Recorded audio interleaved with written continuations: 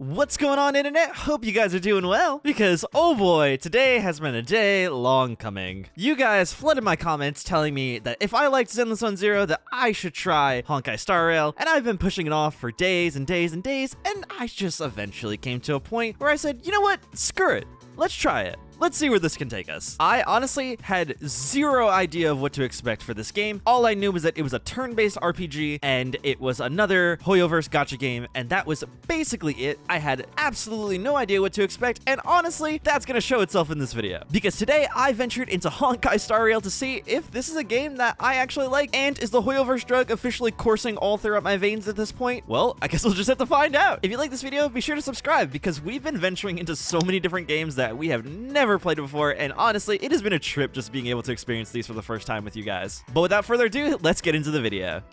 So the story of Honkai Star Rail, as I understand it right now, starts off with you in control of this character named Kafka, and you and your accomplice, Silverwolf, are aboard this space station type looking thing, and you sneak your way onto this ship while it's being attacked by these intergalactic monsters known as the Antimatter Legion. A little bit of killing, a little bit of slaughtering, and then you work your way into this room where you find what appears to be a Stellaron, something that I don't fully understand what it is yet, but I'm sure that probably gets explained later on in the game. I look at it as a shiny, glowy object that imbues people with immense power. Kafka decides, you know where I should store this? Inside an actual living person. And that's where your character gets made. To be fair, I'm still incredibly confused on how in the world we got made. All you see is Silverwolf press a few buttons, and then all of a sudden a guy or a girl just pops up out of thin air. That was not the story of how people were born that I was told. But anyways, after getting the Stellaron firmly implanted inside of your chest, Kafka decides that the only thing better than an infinite amount of power being stored inside of your body is also a general case of amnesia. And so she decides to wipe your memory. You go unconscious, and then you wake up to the lovely characters Don Hong and March 7th. They are oddly confused about your arrival onto the space station, but one nat 20 deception roll and you're fine. And you go on your way and explore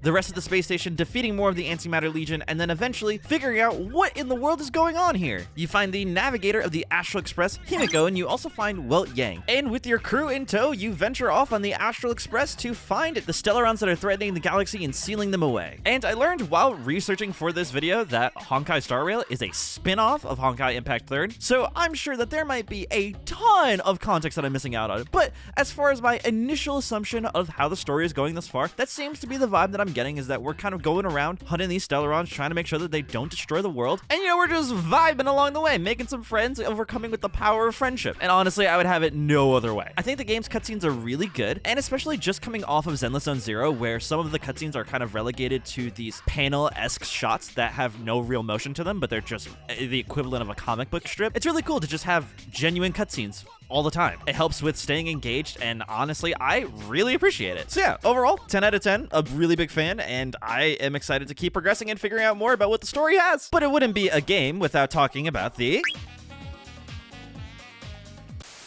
So if there is anything that I can say about the gameplay from the very beginning, is that there's so much going on within it. And honestly, that's part of the reason why I think that this is really, really good. However, I can also see how this can be a turnoff for a lot of people, because there's a lot going on in the game. You've got each of the characters' elemental affinities, which can greatly affect how you approach a certain fight. And then you have their paths that they can walk on, which determine how they play as a character, whether they're doing single target damage, multi-target damage, buffing, healing, protecting. Then there are light codes, which you can apply to your character, which give you buffs, and then certain abilities that you can have activate as you play, traces, which you can use to level up your character so that way they can have new and more powerful abilities, and eidolons, which seem to be doing the same thing but just utilizing a different form of currency. And all of that together is both equally super fun to learn and navigate through, and also incredibly daunting. I am really glad that the characters only have both their square attack and their triangle attack, because if there was more going on there, I would probably lose my mind. But anyways, yes, so this is a turn-based game in which there is a turn order for every single party member as they progress throughout the fight, and shows when their turn is up next, as well as the enemies. Every enemy has a break meter, and if you do manage to break that, it will apply a weakness break effect and delay their action. On top of that, every character has an ultimate that gets charged as the fights go on, which can heavily turn the tide of battle in your favor. Honestly, as somebody who's played a bunch of turn-based RPGs in the past, this isn't super foreign to me, but what is foreign is the combination of that with the gacha system that is intriguing intrinsic to this, which we'll get into in our next part just a moment. But overall, I really like the combat system. Like I said before, there is a surprising amount of depth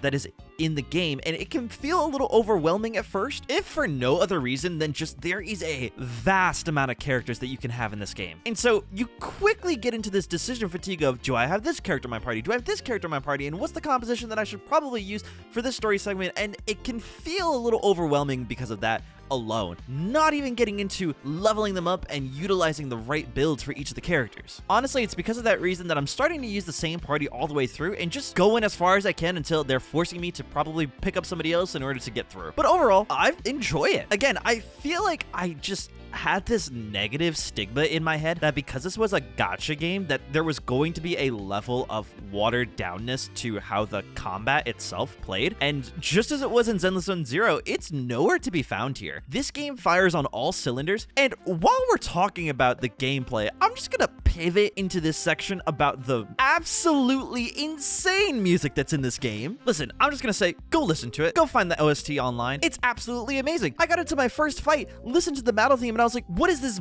banger that I'm listening to right now? It was absolutely amazing. Just go look it up. Look it up. Be amazed. Thank me later. All right, now let's talk about the defining part of this game, and that is its gacha mechanics. So this game has a system in where in order to get your characters that you want, you've got to roll for it. And so you use what are called Star Rail passes in order to fuel your sweet, sweet, crippling gambling addiction in hopes that maybe, just maybe, you can get that 5-star that you're looking for. And if you happen to run out of Star Rail passes, well, that's fine. You can redeem them with Stellar Jades, or you can use your Oneric Shards to get Stellar Jades in order to get more Star Rail passes. And your Oneric Shards are redeemed with real-world money. There are so many characters that you can unlock in this game, it's not even funny. And honestly, that's something where it's equally as cool as it is daunting, because there's so many awesome designs out there that you're like, I really like that. But then you realize, oh gosh, what is the percent chance that I actually can get this character amongst other characters that I can get? And how long will that take before I have to get that character? I can't tell you the amount of times already in playing this game that I've been trying to pull for a character and I use all 10 of my Star Rail passes and I get something that I didn't even want, or a duplicate of a character that I already had. And while yes, there are benefits to getting duplicates, it's not just intrinsically useless. There are certain characters that look cool that I want to get, and I don't know how long it's going to take to get them, and I don't want to have to spend money on them, but I know that if I spend money, I could probably have a higher chance because I'll have more Stellar Jades and I could use those to purchase more Star Rail passes, which I could use to get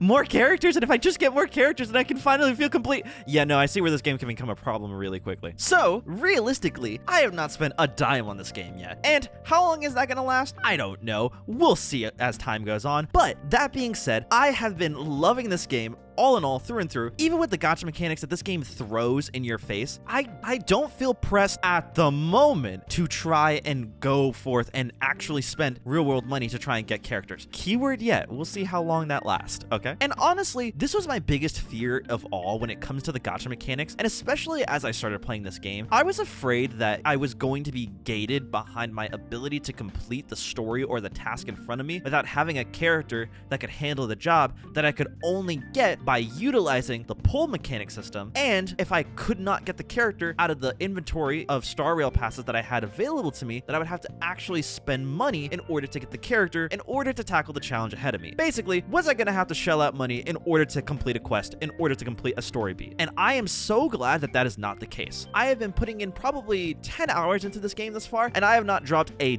dime on it. And I'm thankful for that. For as much as the game could easily siphon your wallet, I'm glad that it has not forced me to do that. And the only reason why I would want to do that is because I want to progress, or I want to obtain things faster than what the game is currently allotting to me right now. And so overall, I really like this game. And I think it's safe to say that the Hoyoverse crack is officially coursing through every single portion of my body, and that there's no going back from this point forward. And so we'll just see how life pans out after this. Am I going to become a absolute shill for everything that is Hoyoverse games? Who knows? All I know is this: the characters are cool, the story is interesting, the gameplay is phenomenal, the music is absolutely amazing, and I just like the game front to back. But what about you? What do you think about Honkai Star Rail? I know that this game got recommended to me so many times, and so I'm interested to know what your thoughts are in the game as somebody who's brand new, and get your feel for where you are as somebody who's probably put way more hours into the game than I have. So leave a comment down below about your overall thoughts about Star Rail, and let me know if there's any other games that you want me to check out. Alrighty, well, I'll catch you guys in the next video. Until next time, everybody, have fun, see ya!